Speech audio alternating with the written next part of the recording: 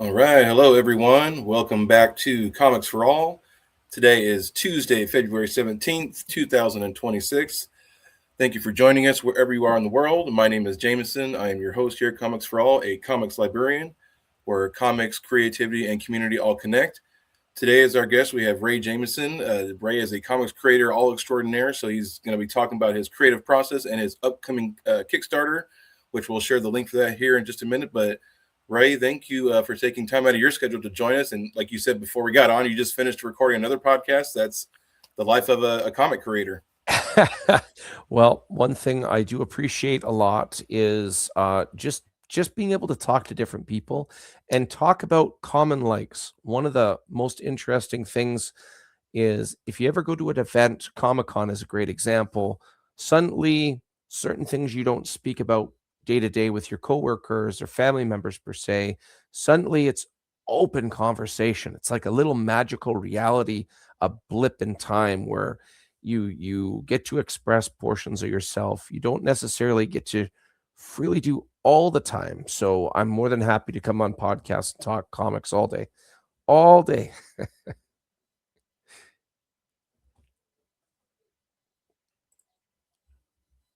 I think you're muted, my man. I can't hear you. I am muted. Thank you for that. I was making sure the echo You're was good now. limited. Okay. So my first question for everyone who does come onto the show is, what got you hooked into comics as a reader? As a reader, I've been interested in comics since before my memory. So I have an older brother. He's 5 years older than me, and he liked everything from he was born in 79 and all the 80s. So we're talking He-Man, Brave Star, Thundercats, G.I. Joe, Silverhawks, and the list goes on and on and on. And I was right there as the sidekick, essentially, watching along. And I really loved Brave Star. I mean, throughout the 80s, we had Spider-Man and His Amazing Friends. The Incredible Hulk, my brother loved. It was only one season, but it was a big impact on him. He loved The Incredible Hulk. Um, that spilled into the 90s from Batman the Animated Series to what has now been revamped as X-Men 97. There has been, in some form or another, comic book influence throughout my entire life, from leaving the 90s and going into Blade and X-Men in 2000 and Spider-Man in 2002 to where these franchises have established themselves as pretty high profiting superpowers. It's a phenomenal time to have grown up through and seen the progression accordingly. We've come a long way. When I was in elementary school, many individuals didn't like comics where I was. It was almost the litmus test to prove you're an adult. Oh, I don't like that stuff, but I always did. It seems like the adults have caught up to me. So it's a good time. I think you're still muted.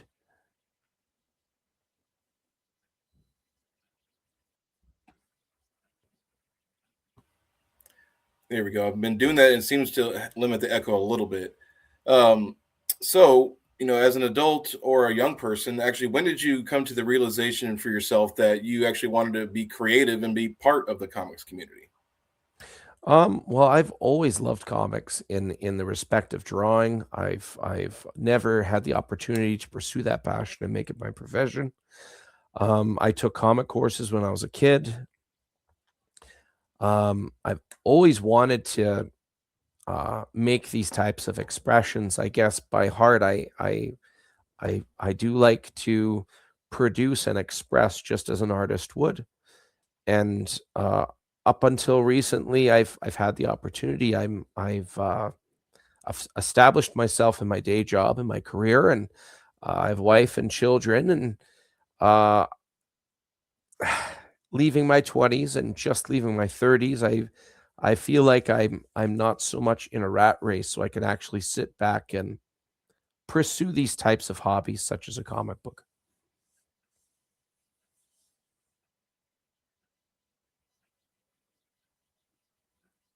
You still muted? Sorry about that. I keep doing that. Oh, good, man. And I completely agree with you. I feel like that's definitely part of the experience. So another reader-centric question, kind of to start us off with, what's something you've read fairly recently? Didn't have to come out recently necessarily, Mhm. but something that you've read that's really stuck with you. Can be indie, major, or one of each if you've got one of each. Okay, so I read a lot of indie comics. I review them on my Facebook page. I've done Nice. over 40 reviews now. There's one out right now called Set the Hook, which is hilarious. It's about this guy in this reality. Somehow Hell's Aquarium has spilled out onto Earth. So there's all these giant monsters that are like trying to eat people, and some of them that just blend in with society. So you could be a police officer with some type of fish partner detective, weird stuff like that. Another good one. Shout out to my publisher, Phil Russer, to Philbo Publishing. He has one coming out right now called Papa, and issue 2 is coming out. It's got a huge twist at the end of issue 1. And this old guy, he is a war vet, and he appears to be just this regular individual. And he gets tangled up with the mob, with a failed assassination attempt, wrong place at the wrong time, and things go sideways in a really surprising way. It's very enjoyable. It'll be coming out soon. You guys should check out Papa. It's a great time.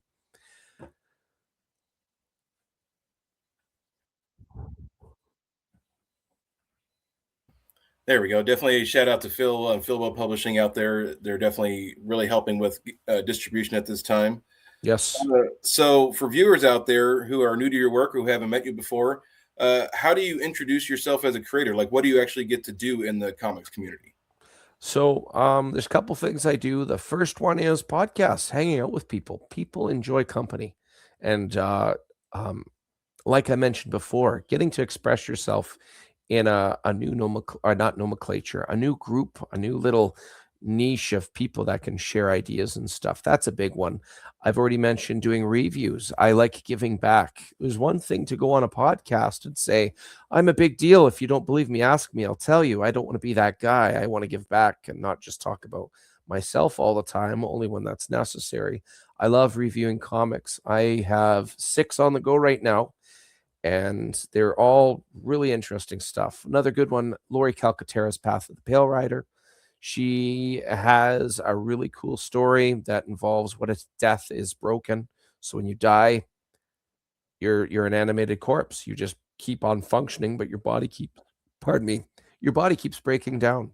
And that includes the brain function. You could suffer from dementia as your brain decomposes and you're this walking, shambling, quote unquote alive, but not. And what if that applied to everything? Insects, animals, fish, etc. What would that world look like? And Lori's doing a really interesting uh, story with that, and this fellow who wants to figure out why this is the way it is. It's very cool. It's a good read. I've read the entire series up to this point. That is also currently on Kickstarter. You could check that out. Look up Lori Calcaterra's Path of the Pale Rider. It's issue 8 now, which is out. It's got some big twists apparently for this one. I'm looking forward to reading it.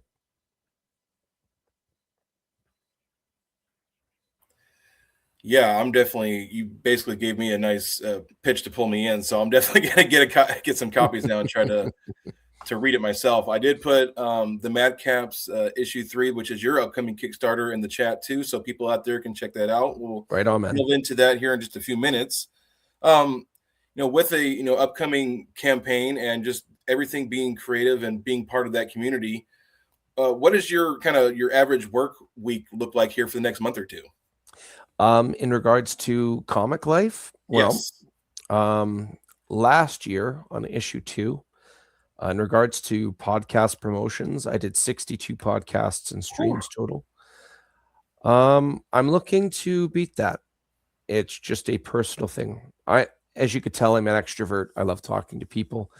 So yeah, sure, my voice gets a little raw, and it is tiring. Don't get me wrong.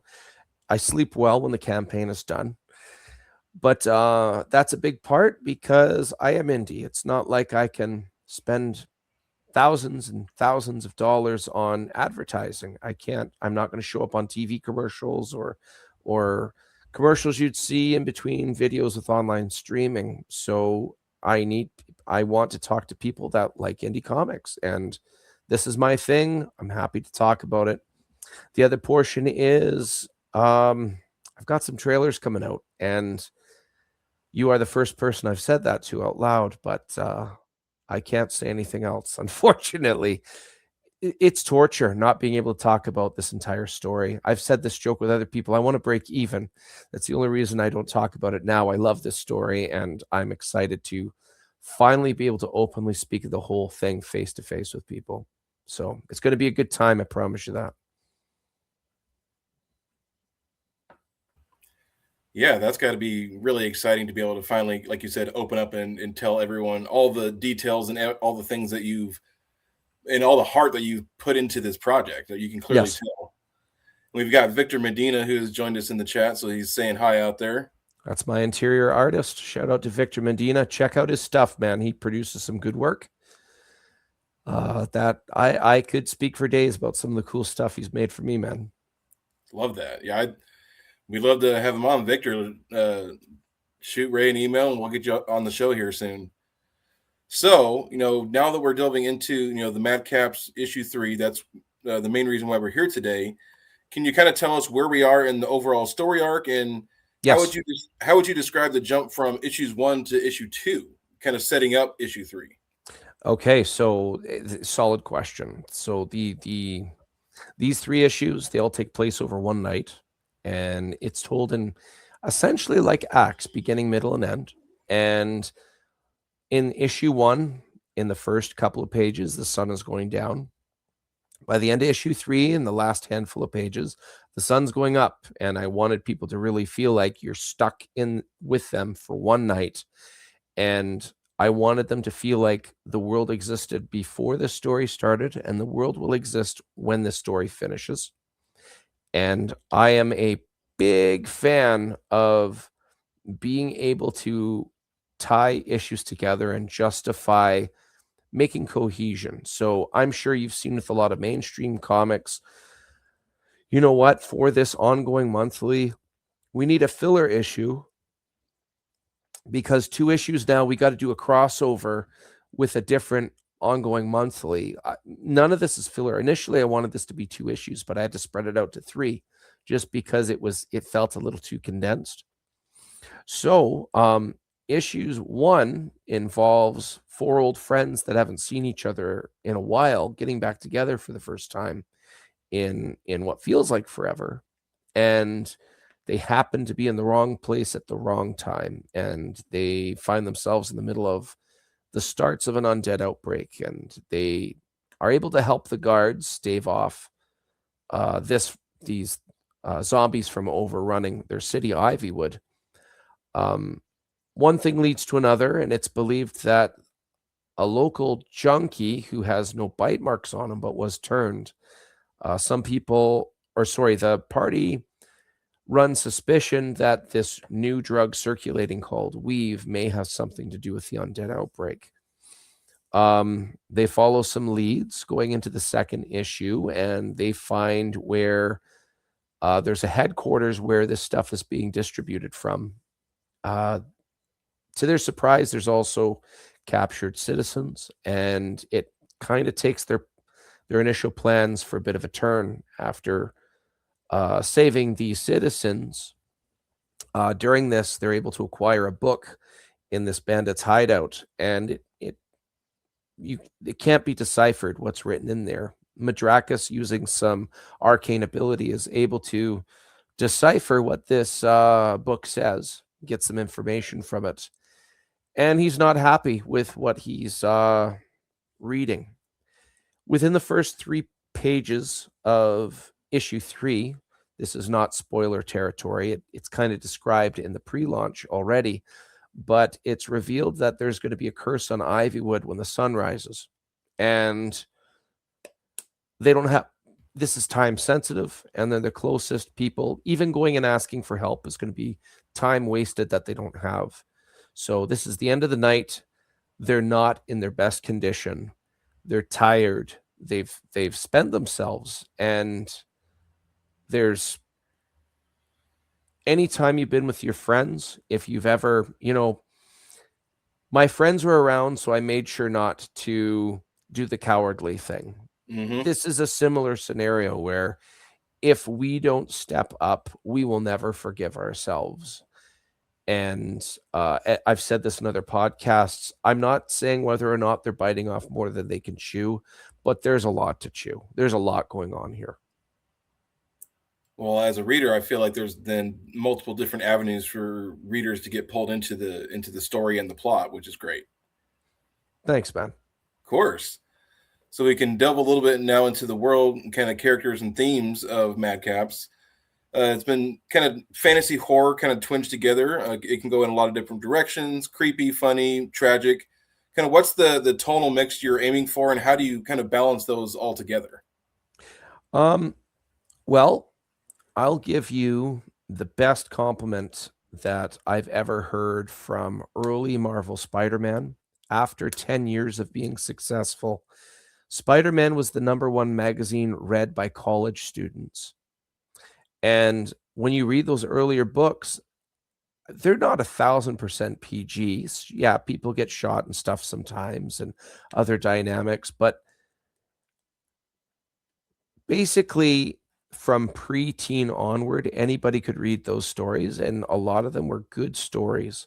I wanted my story to fit a similar demographic where there's mature content in it. I already mentioned there's a fictional drug in it. There's a couple beheadings and axe to heads.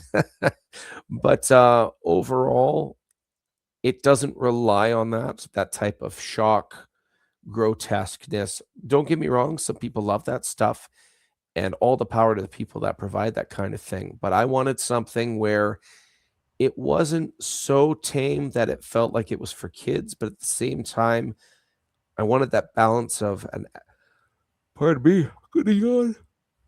Oh, excuse me. I wanted that balance of an adult being able to read it, but a 12-year-old being able to read it and think that's really cool, and it's cool that my older sibling or my uncle liked it too. Oh yeah, 100%. On particular issue 3, because now that's kind of like the culmination of the story. Is there a particular scene or or a succession of panels that you're really proud of in issue 3? You're like, you know what? I'm firing on all cylinders here with my creative team. I can't say that yet. I can when some covers are revealed, which isn't yet. I can't say that yet, but I will say issue 2, one of my favorite pages, is page 6, and that's where Chazgo is looking through Emmek's eyes as they're taking a survey of a hideout before they go and try to infiltrate. Issue 3's got some bangers, man. Yes. I can't say anything else. Like, you're asking all the right questions, but you're like 7 weeks too early. That's okay. Well, hopefully, like I said, this is going to get people incentivized to go check out the launch page and get signed up. So when this does launch, you're going to be able to make sure you secure yourself a copy and secure funding to make sure this actually reaches print. So this cover you're showing me here, that is going to be Lava Foil. That's by Fish Lee. Shout out to Fish Lee. Nice. Fish, yes. So Lava Foil is going to make that really pop, I think. The cover you showed me last, so that's of Duddanini. Duddanini is less than 4 feet in height. So this is Chazgo. He's a blue-skinned elf. Everything white on that is going to be glow in the dark. Oh, sweet. So that's really going to pop.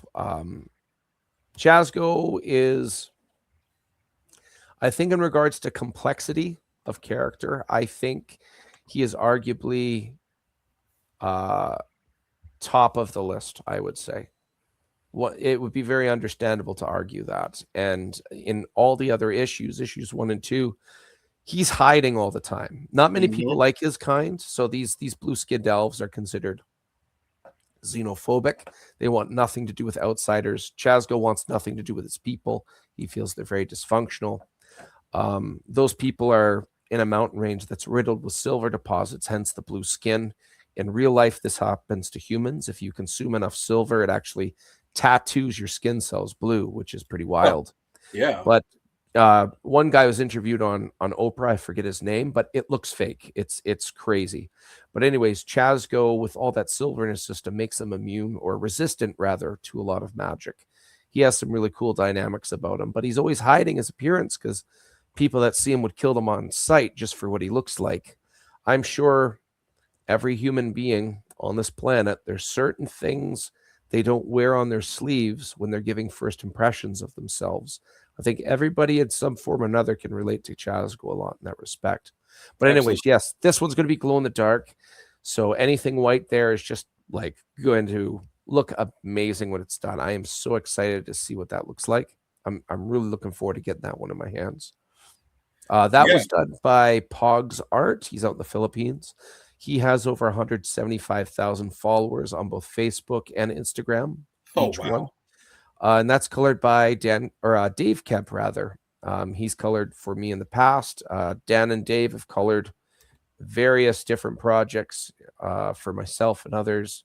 Spawn, Amazing Spider-Man. The list goes on. Marvel Knights at turn of the century. That was a really cool arc, especially the art section. But these fellas, a lot of cool teamwork within these covers. Well, I had a question just kind of pop up on the back end.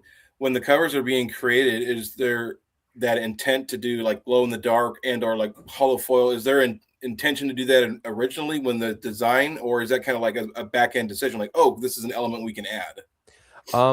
Well, two answers to that. The first is all of my covers, I want them to have something going on in the story. I want it to reflect or foreshadow, if you will.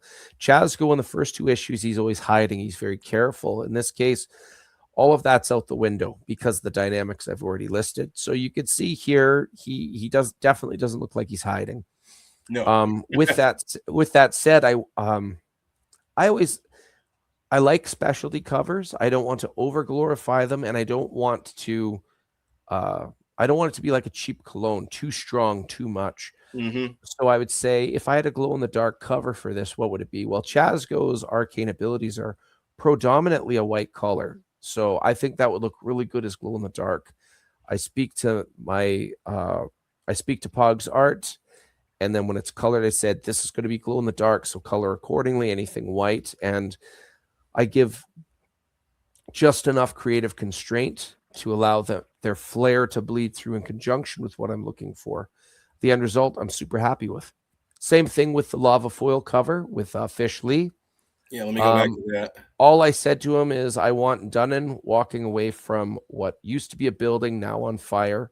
I want some type of look of mischief on his face, Hmm. and this whole thing's going to be lava foil. He says, "Say no more," and there was not a lot for me to critique, so I just let him do his thing, and I'm very happy with the result.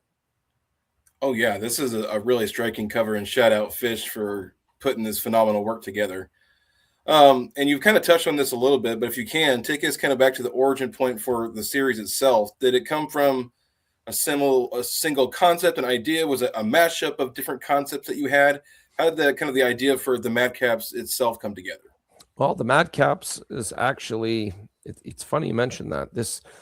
This story, if I were to summarize it, and I've said this on various other podcasts, if you have friends that you don't get to see as much as you used to, which happens to all of us as we age, Hmm. their responsibility in life get in the way. It could be kids, family, it could be school, work. For me, I moved across country and I wanted an excuse to hang out with my friends on webcam. I never played Dungeons and Dragons before, so I was the dungeon master. Yes. And I if that wasn't hard enough, I made my own homebrew campaign. So there's no modules I followed. I made it all up ahead of time. This story is based off of that very first homebrew that I ever made. All the only difference is the main characters I removed, I injected my own in. So it's actually there's a lot of lore and backstory. I've had people tell me you can really tell that there was a lot going on in this world, and that's because I played this out with people like 15 years prior. Like Hmm. it's been a good time, man. I've had a lot of fun doing this. And that means you've had plenty of time to flesh ideas and just things out and kind of work on them for a long amount of time. Yes. This is another kind of good creative question on the pre-production side of things, I should say. Kind of, do you work in full scripts, with descriptions and dialogue, or how do you kind of put everything together to have something composite so when you can actually send it to an artist, like, hey, this is what I got in my head. Can you work with this? Well, to quote Victor Medina, I have to yawn again, man. I'm so sorry. Everybody yawn now on unison. 1, 2, 10, go. So Victor Medina, to quote him, he told me that the way I write the scripts, it's very easy. I try to describe certain perspectives or key elements that I need to see in panels. But I also say to him, disclaimer, if you feel something will look better with a different perspective, or maybe these two panels should be combined or something to that effect, don't be shy, go for it. We can work it out later. But usually, almost always, I trust the instincts of what people are making for me. The key component is what creative constraints you're giving them. You want the right ones, but not too many at the same time. Yeah. So if you've ever read the volume 2 of Ghost Rider, where Dan Ketch took over as the writer, the very first year that was drawn by Harv Salterra's covers and interiors. And this cover you're showing us is also drawn by Harv Salterra's. Nice. And colored by Dan Kemp, who's colored basically Spawn 50 to 150. So that's the second time they've done this for me. They've never collaborated before. I've assembled or got these two guys to work together. One of the really coolest things about this image is, well, let's talk about the talent first. We have Dan Kemp, who's colored a Hellspawn, Image Comics, essentially, or not essentially, he did. And then Harv Salterra's, who drew Marvel's equivalent of a Hellspawn. So it was cool to get these two guys to combine their talents accordingly. This is the first time we see the antagonist. You have no idea about her leading up to this point.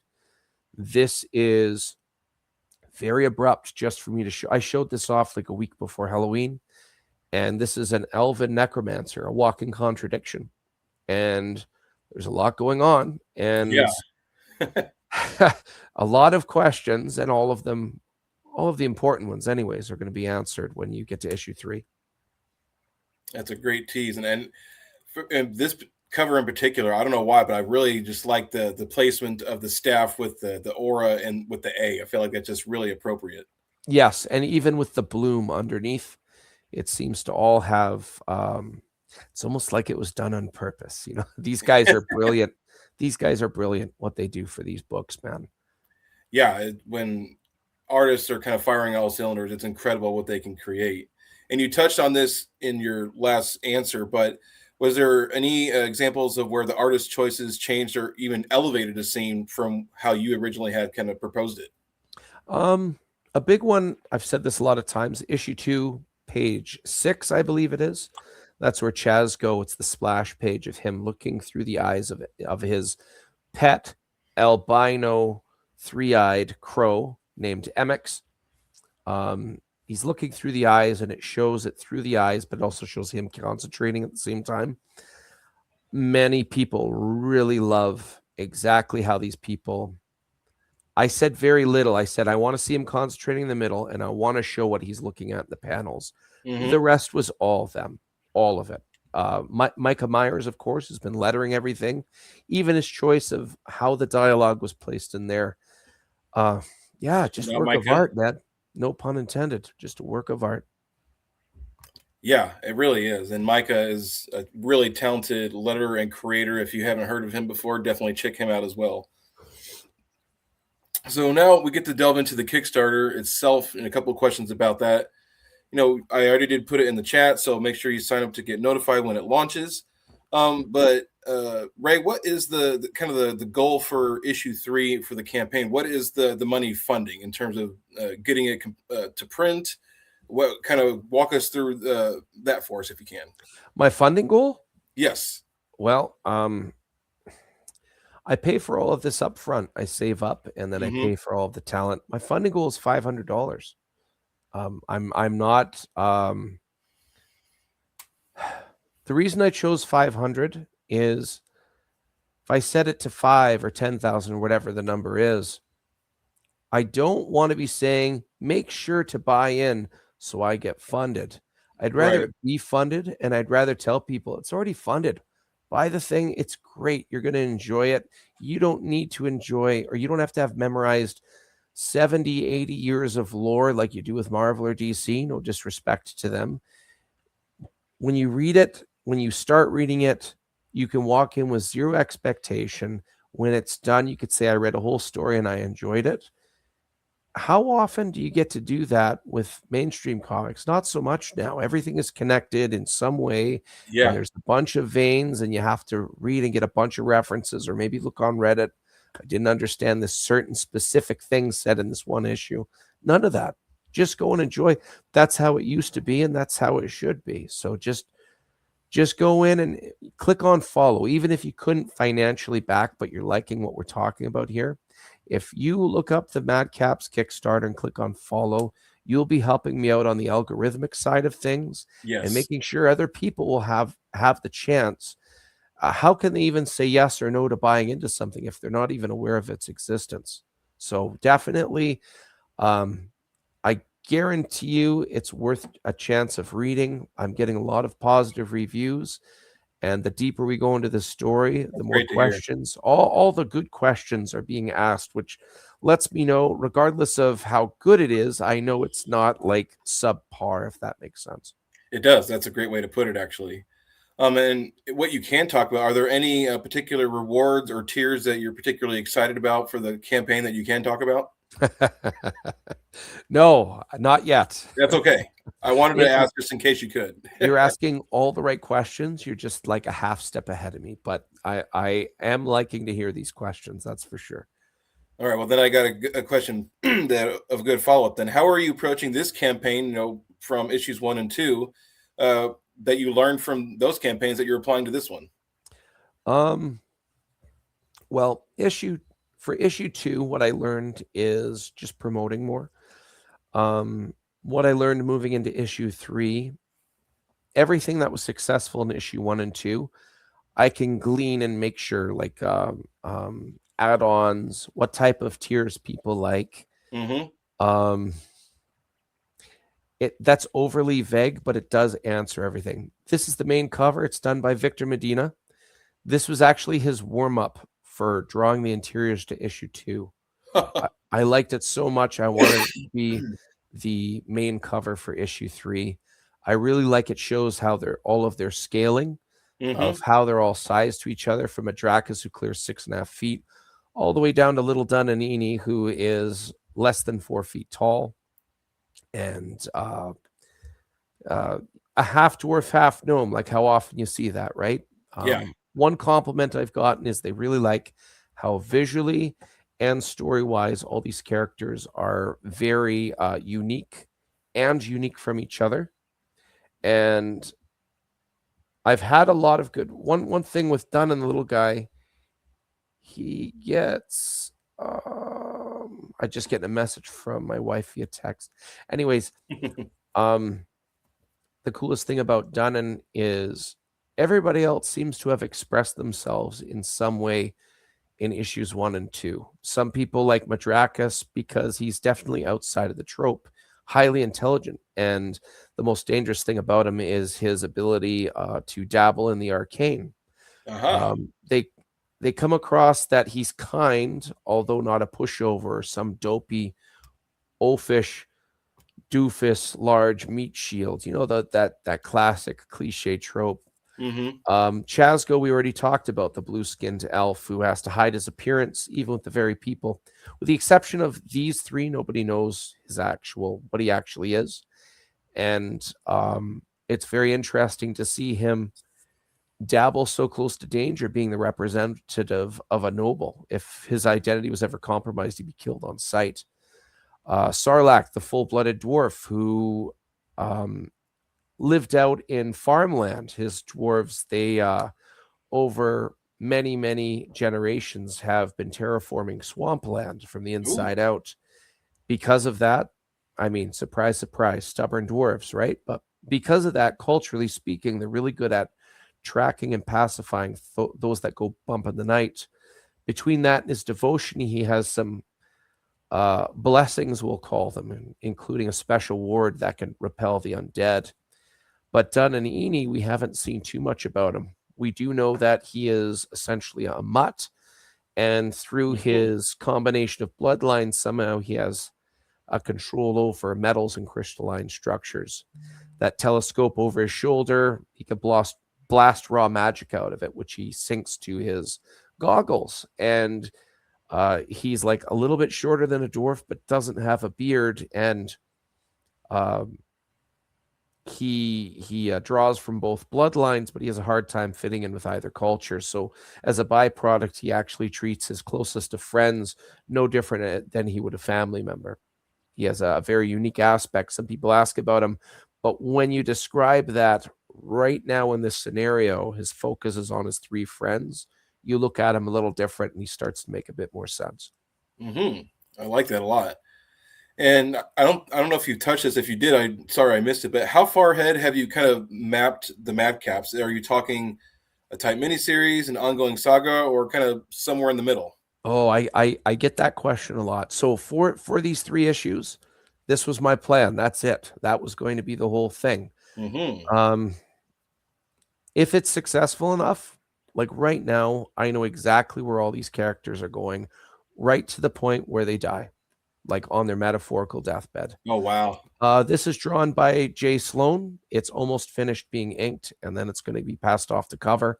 You can see Sarlacc putting axe to skull, and you can see, especially over Sarlacc's shoulder on the left, you can see some of these critters trying to like bite through this protective ward that he has. That ward is the only light source in that image, so it's lighting up the entire scene. Got it. The MadCaps, this is my first time on the creative side of a comic. I wanted to do a mini series. I didn't want to do something where I was so arrogant to think like this is going to be monthly, ongoing, and I didn't want to be one of those stories that gets canceled due to burnout or insert thing here. I wanted to run this race and finish this mini race and make something that was worthy of the industry. I've had some good compliments on the story, which I do appreciate, and I wanted talent in the art side that was worthy of this story. And between that, when it's done, the plan was always, this is it, these 3 issues. I'll make a decision when it's done. Well, I'm hoping that if there isn't a continuation, that maybe you have a spin-off idea, or there's something further that us readers can enjoy. So, well, we launch in mid-April, so by mid-May, it'll be finished. If people want to see more, share this out, man. I guarantee you, you'll enjoy this, and depending how it goes, I'll be happy to continue. That's right. And just speaking on this, like, I don't even think it needs colors, honestly. Like, you could even just sell this cover as is, and it would be incredible. You know what? Maybe, just maybe, this black and white should be a pinup, maybe a stretch goal. Possibly. Yeah, or even like the original art from Victor or whoever, like the artist who made this, that'd be a fantastic piece. Yeah, Jay Sloan. Yeah, that's a good point. One of my favorite things is various artists expressing the same thing, but through their own flair. I always appreciate that. Yes, that's something actually really underappreciated, and I think that's something that a lot of artists don't get to do necessarily, is expressing a particular homage to something that they're a huge fan of, and they're like, oh yeah, I'd love to do this, and they just, maybe the opportunities just don't line up. So that's really great to hear. Yes. Yeah. No, shout out to Jay Sloan. The guy has talent, and I think he's very underrated, very much so. All right, so one last cover to pull up here. So this is only penciled. This is done by Mike Mez Phillips. He has drawn Madrakis looking over cliffside, the moon on his back. You can see he's holding his blade in one hand and his spell book in the other. If Madrakis is holding a spell book, something's up, and that's all I can say about that.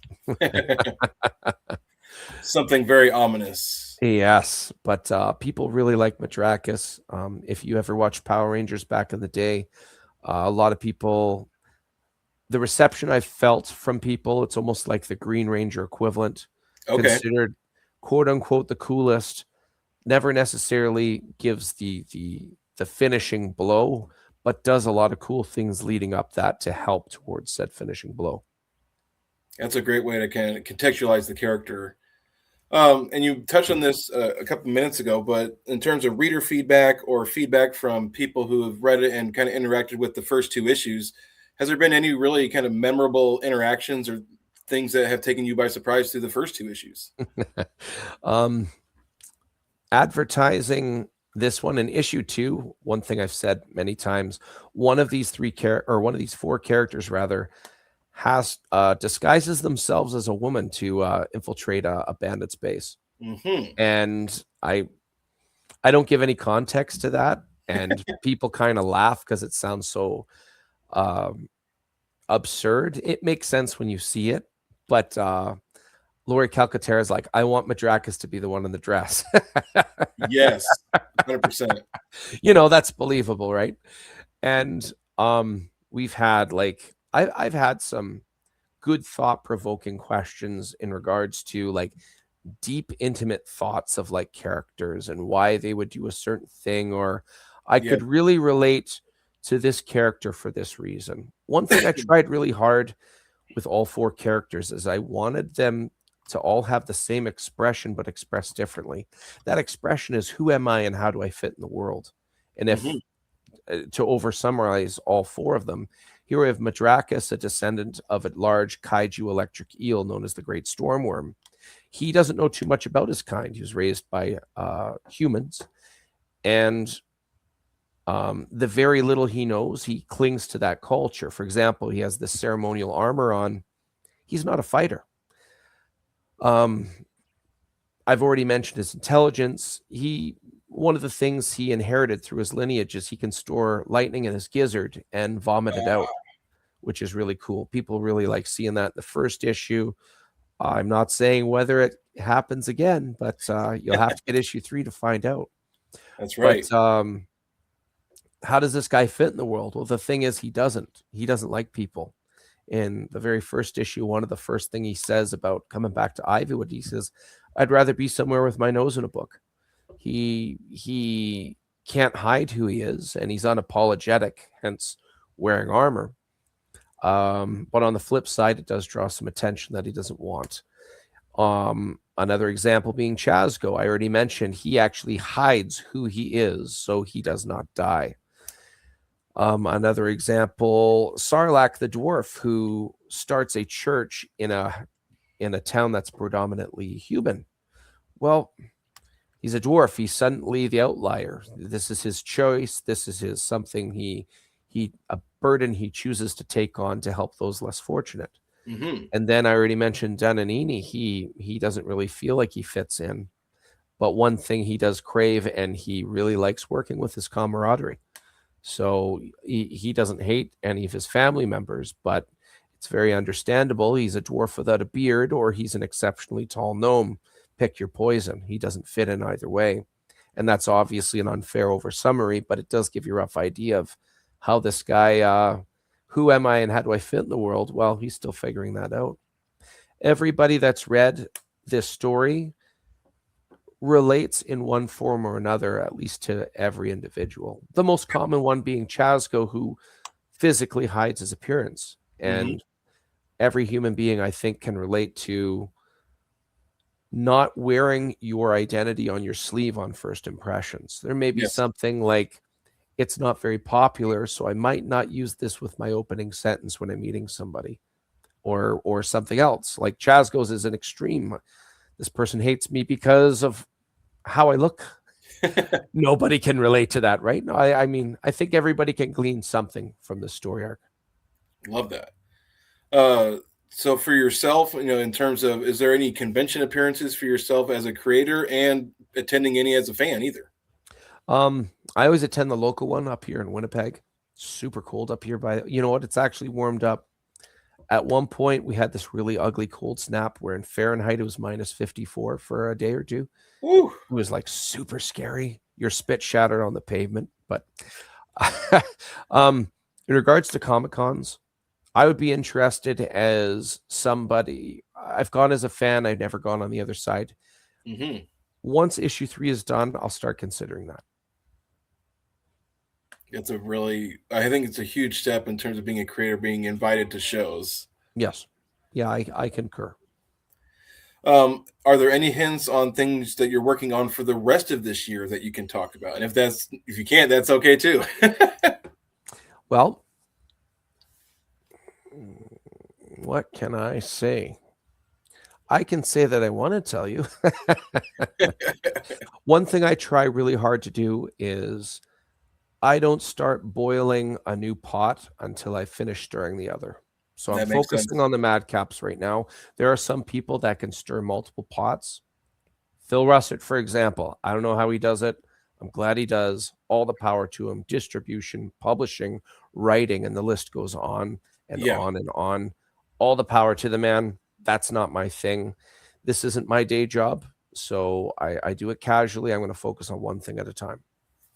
that's a great way to harness the limited time, like you said, that you have to really focus on and getting things done. Yes. So, Ray, where can people find you and find you online to follow along with what you're doing? Okay. You can find me on Instagram. Raymond the DM is my tag. You can also find me on Facebook as DM Ray. That's just short for Dungeon Master. I love me some D&D, as we've already talked about. You can also find the MadCaps Facebook page. Between now and April, we have a lot of cool stuff to debut.